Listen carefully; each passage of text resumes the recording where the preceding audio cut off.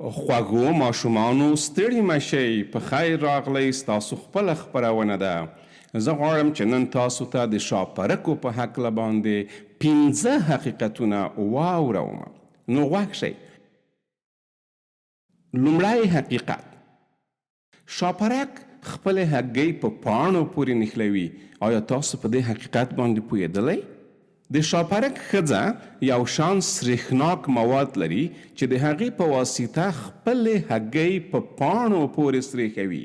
حقیقت خو دا دی که څوک کوښښ وکړي چې د شاپرک هګۍ د بوټي له پاڼو څخه جلا کړي، هګۍ له منځه ځي.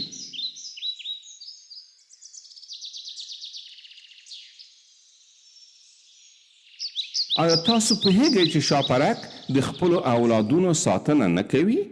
دوی په ډیر پام سره خپلې هګۍ ځای پر ځای کوي، ځکه خپلې هګۍ په داسې ځای کې اچوي چې کله یې چې ماشومان پیدا شي نو په پوره توګه ډوډۍ به ولري، نو د مور شتون ته یې اړتیا نشته.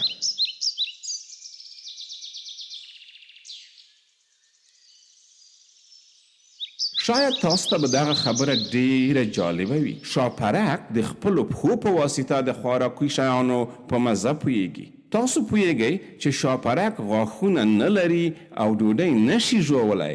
د شاپرکو ژبې اوږدې دي او د ژبو سرونه یې د ستنې په څیر تیز دي.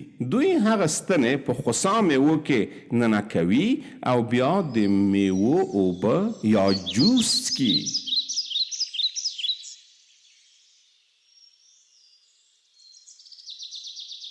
شاپرکونه کله کله د اوبو په وړوکو ډنډونو کې یو ځای کیږي او له خپلو ملګرو سره لوبې کوي.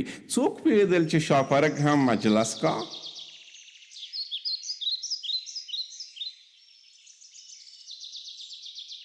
په نړۍ کې 165,000 بیلابیل شاپرک شتون لري. تاسو کولی شئ چې 165,000 وشمېرئ؟ او شاپرک هم د انسانانو په څیر ډول ډول قومونه او ژبې لري. شاپرک د الوتلو لپاره ګرمۍ ته اړتیا لري. آیا کله مو سهار د وخته کوم شاپرک لیدلی دی چې لمر ته پروت وي؟ که مو چیرته داسې شاپرک لیدلی وي چې لمر ته پروت دی، پوه شئ چې ځان ګرموي او د الوتلو لپاره تابیا نیسي. ګرانو ماشومانو، زموږ د نن ورځې معلوماتي خپرونه په همدې ځای پای ته رسیږي. تر بلې خپرونې پورې مو په لوی خدای سپارم.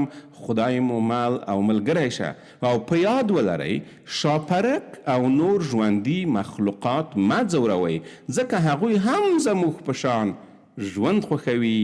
مننه، الله مل شه، خدای په امان.